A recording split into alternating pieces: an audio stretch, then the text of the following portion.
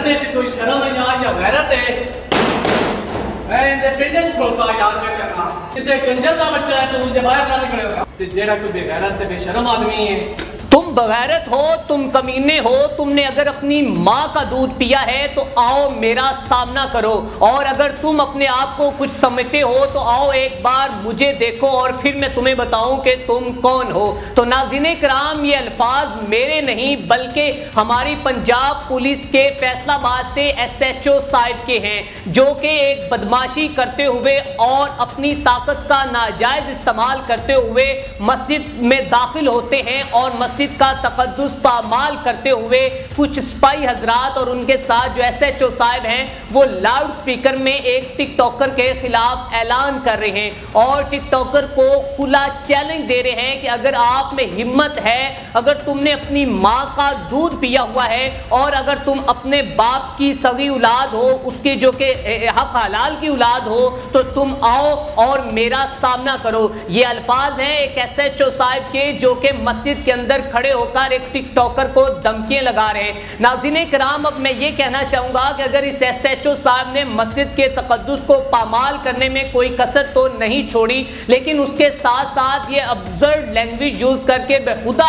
جو کہ زبان استعمال کر کے یہ کیا میسیج دینا چاہتے ہیں اور یہ وہاں پر جو بچے ہیں جو خواتین حضرات اس گاؤں میں رہ رہی ہیں ان کو کیا میسیج دے رہے ہیں اور ان کو کس طرح کا کھلا چیلنج دے رہے ہیں میں آپ سے مخاطب ہوں ایس ایچ او صاحب آپ نے جو یہ وردی زیب تن کی ہوئی ہے اس جو کہ محکمے کے اس جو کہ پولیس کے آپ پر بہت سے فرائض ہے اگر کسی نے آپ کی شان میں گستاخی کر دی ہے اور آپ کے خلاف کوئی ویڈیو بنا ڈالی ہے تو آپ اس کو ایک ایسن طریقے سے سمجھا بھی سکتے تھے مجھے بتائیں کہ ہمارا اسلام یا ہمارا معاشرہ اس طرح کی اجازت دیتا ہے کہ جب کوئی آپ کے خلاف کوئی بھی ویڈیو بنائے یا پھر آپ کو کوئی بھی دھمکی دے تو پھر آپ اس کے گاؤں میں جا کر اسی جگہ پر جو کہ لاؤڈ سپیکر کے اندر اور مسجد کے تقدس کو پامال کرتے ہوئے وہاں پر اس شخص کو کھلے عام دھمکیاں لگانا شروع کر دو ناظرین میں اس ایس ایچ او صاحب سے مخاطب ہوں اور ان سے کہنا چاہتا ہوں کہ آئے روز پنجاب میں چوری ڈکیٹی اور راہزنی کی بڑھتی ہوئی وارداتوں سے تو آپ شاید نا واقف ہیں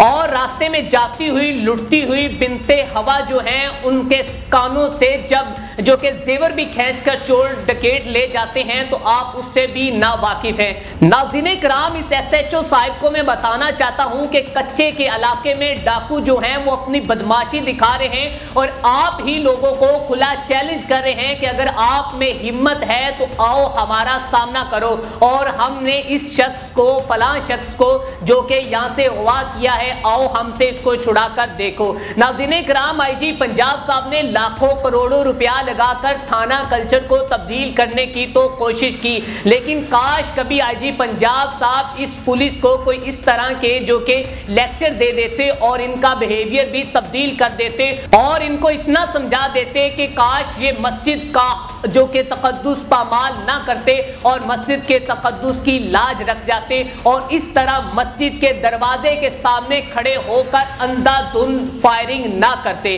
تو ناظرین کرام اب میں پوچھنا یہ چاہوں گا کہ اس ایس ایچ او کے خلاف جس ملزم نے جو کہ گلفام نامی یہ کہہ رہے ہیں کہ اگر تم میں گلفام کو کہہ رہے کہ ہمت ہے تو آج آؤ میرا سامنا کرو تو میں آپ سے مخاطب ہوں کہ سر آپ کا تو سامنا کوئی بھی نہیں کر سکتا کیونکہ آپ ریاست میں ہیں اور ریاست ایک ماں ہوتی ہے اور ماں کبھی بھی اپنے بچوں کو ڈرا دھمکا کر اور ہتھیار اٹھا کر کبھی بھی نہیں سمجھاتی ماں جو ہے وہ ہمیشہ اپنے بچے کو کبھی بھی اس کا بچہ غلطی کرتا ہے تو اس کو پیار سے صبر و تحمل سے اور ہمارے حضور نبی کریم صلی اللہ علیہ وآلہ وسلم کی جو کہ رسول اسنا بتاتے ہوئے ان کو اس کے اوپر عمل کروانے کی کوشش کرتی ہے اور صبر و تحمل سے کام لینے کی کوشش کرتی ہے لیکن آپ نے کس طرح اپنے 3 سے 4 سپاہی لے کر اپنی طاقت کا استعمال کرتے ہوئے مسجد کے اندر آپ داخل ہوئے ہیں اور وہاں پر مسجد کا تقدس پامال کیا ہے اور نہ ہی ابھی آپ کے خلاف کوئی فائر وال کام کر سکی ہے اور نہ ہی پنجاب حکومت کام کر سکی ہے اور نہ ہی ہمارے آئی جی پنجاب صاحب کوئی کام کر سکے ہیں